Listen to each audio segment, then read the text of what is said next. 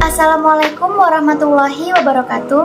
Halo semuanya, kembali lagi bersama saya Dewi Cynthia. Pada video kali ini saya akan membahas tentang metode struktural genetik dan membedah karya sastra menggunakan metode struktural genetik.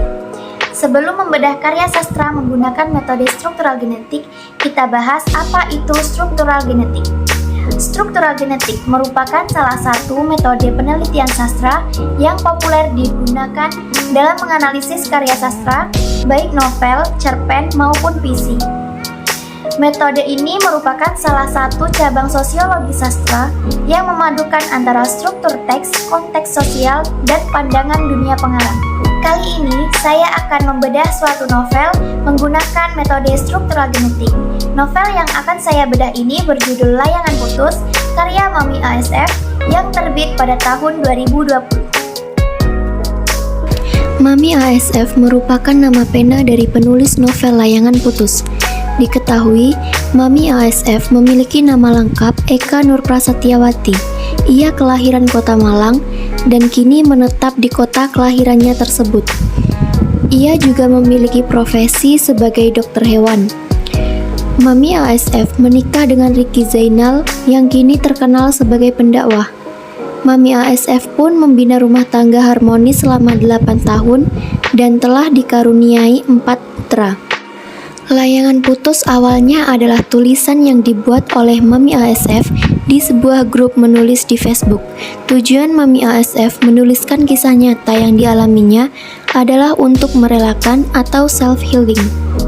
Sinopsis novel ini menceritakan seorang gadis remaja bernama Kinan yang memiliki mimpi sederhana, yaitu menyambung pendidikan dan menyelesaikannya tepat waktu. Namun, semua itu berubah ketika ia bertemu dengan seorang pria tangguh. Lelaki yang mandiri dan berpendirian keras itu mengenalkannya dengan dunia baru yang belum pernah ia temui sebelumnya. Laki-laki itu bernama Aris yang membuat Kinan jatuh cinta karena sosoknya yang menyenangkan, gigih, dan mampu mengubah cara pandangnya kepada dunia. Hingga akhirnya, mereka berdua menyamakan visi dan berjanji dalam ikatan pernikahan. Mereka memulai semua kehidupan dari awal. Kinan dengan setia mendampingi Aris membangun mimpi mereka. Perubahan pola pikir Aris kembali mengubah cara pandang Kinan terhadap prioritas kehidupan. Kinan tetap setia di sisi Aris dan melupakan mimpinya menjadi seorang wanita karir, serta memilih merawat keluarga di rumah, sesuai permintaan Aris. Aris mampu meyakinkan Kinan bahwa cukup Aris saja yang bekerja di luar rumah, dan itu sudah cukup membawa Kinan memenuhi mimpinya saat kecil bertualang menaiki balon udara. Kinan jatuh cinta akan keindahan Kapadokia dan balon udara yang menghiasi angkasa. Kinan mempunyai mimpi pergi ke Kapadokia, Turki. Namun, takdir berkata lain saat Kinan menemukan foto-foto di ponsel suaminya, di mana Kinan melihat foto sang suami bersama wanita lain. Dunia seperti runtuh. Orang yang paling Kinan percayai ternyata telah tega berbohong dan menyakitinya selama ini. 12 hari menghilang, Aris kembali ke rumah dengan semua hal baru yang tak pernah Kinan duga. Kehidupan rumah tangganya pun akhirnya tidak selamanya bisa bahagia. Namun, Kinan tetap berusaha dan bekerja keras agar mampu menghidupi anak-anaknya dalam menggapai setiap impian. Dalam novel tersebut, tokoh utama bernama Kinan yang mempunyai penokohan sabar, lemah lembut, tegas, penyayang. Terdapat pula tokoh tambahan yaitu Aris, suami Kinan, dengan penokohannya yang dapat diajak berdiskusi dan menyayangi keluarga, namun egois. Yang kedua ada Lydia, orang yang terbuka untuk diajak berdialog namun licik. Yang ketiga ada Dita, Lola, dan Andre, sahabat baik Kinan.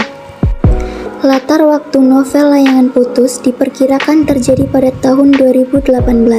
Latar sosial yang ditemukan dalam novel Layangan Putus adalah latar masyarakat yang menunjukkan kelompok sosial menengah atas. Sudut pandang dalam novel Layangan Putus. Jika dilihat dari sudut pandang cerita, tokoh sentral di novel Layangan Putus mengambil sudut pandang Kinan. Cerita di novel tersebut berfokus dari Kinan yang menjalani kehidupan rumah tangga dan konflik di dalamnya. Nilai karakter yang terdapat dalam novel Layangan Putus meliputi nilai religius, jujur, toleransi, disiplin, demokratis, rasa ingin tahu, rasa sayang, bersahabat atau komunikatif, kesedihan, dan pengkhianatan. Amanat yang disampaikan dalam novel Layangan Putus mengajarkan pada kita bahwa setia tidak harus dengan menghindar dari lawan jenis. Akan tetapi, bagaimana kita mensyukuri apa yang kita punya. Jika rasa syukur itu ada, sebesar apapun godaan yang datang, pasti tidak akan goyah.